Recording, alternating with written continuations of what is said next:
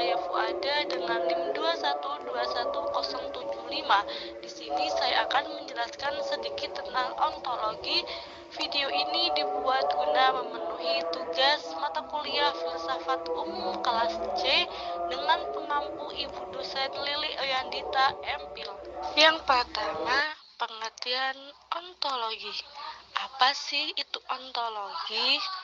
Nah, secara bahasa, ontologi adalah kata yang berasal dari Yunani, yaitu yang artinya yang berasal dari kata ontos dan berasal dari kata logos.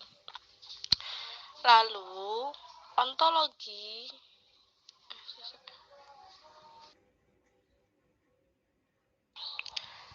yang pertama adalah pengertian ontologi. Apa sih itu ontologi? Lalu berasal dari mana kata ontologi itu? Secara bahasa, ontologi berasal dari bahasa Yunani, yaitu ontos dan kata logos. Ontos yang berarti berada dan logos yang berarti pikiran.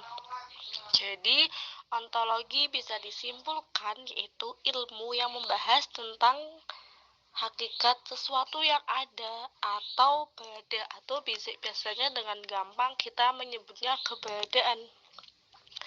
Lalu dengan kata lain artinya ilmu yang mempelajari tentang dalam tanda kutip yang ada, atau juga bisa dikatakan dengan wujud dan didasarkan pada logika.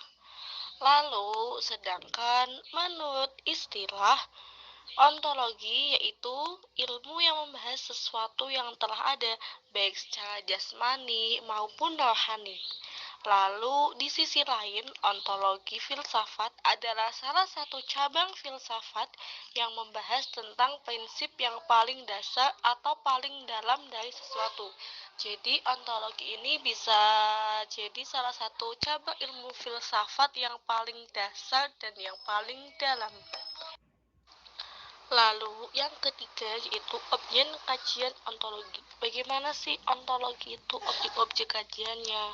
Ada apa saja di dalam objek kajian ontologi? Mari kita bahas. Objek kajian ontologi biasanya disebut yaitu berupa benda yang terdiri dari alam, manusia, umum, terbatas, dan tidak terbatas.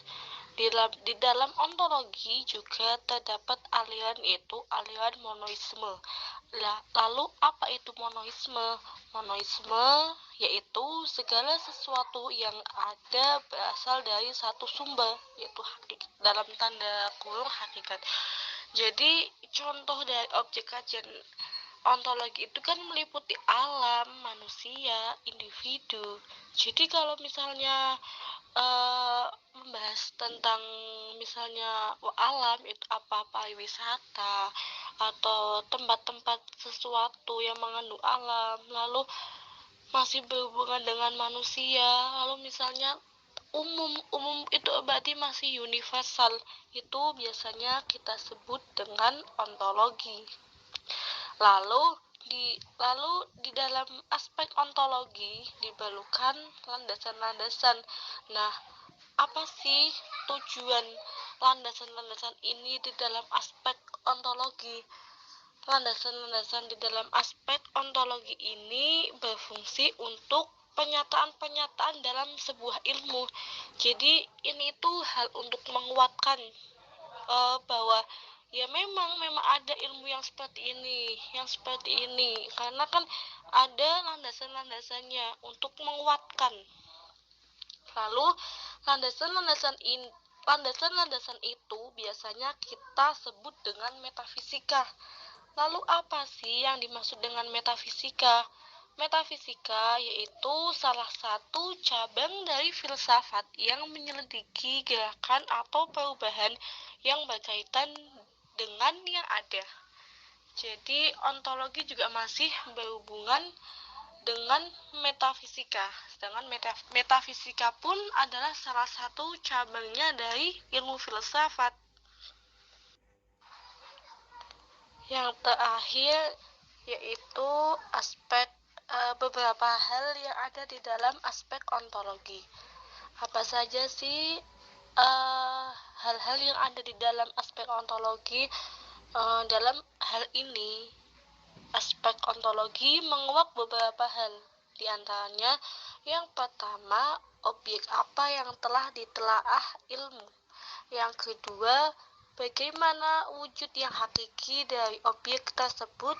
Yang ketiga, bagaimana hubungan antara objek tadi dengan daya tangkap manusia, dalam tanda kurung seperti berpikir, merasa, dan mengindra. Karena berpikir, merasa, mengindra itu salah satu hubungan antara objek tadi kan dengan daya tangkap manusia, ya, bagaimana manusia itu melakukan pemikiran, lalu bagaimana manusia merasakan, bagaimana juga manusia itu mengindra dengan baik,